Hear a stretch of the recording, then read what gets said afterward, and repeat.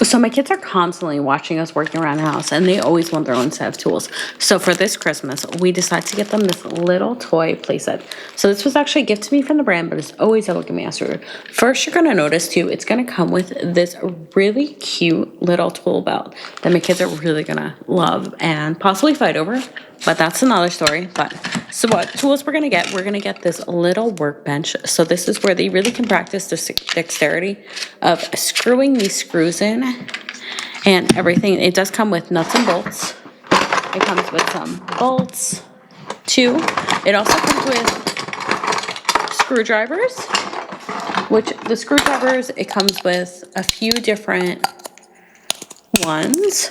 So screwdrivers, but it also comes with a drill, which my kids will be really excited for. It has forward, reverse, and you could use it this way or even twist this way. This does require batteries, which of course I didn't have any, but it's here nor there. So it does come with the drill, and you are gonna get a bunch of other stuff. It comes with a really cute tape measure, and we're gonna see all my little toy knowledge of how much tools I know.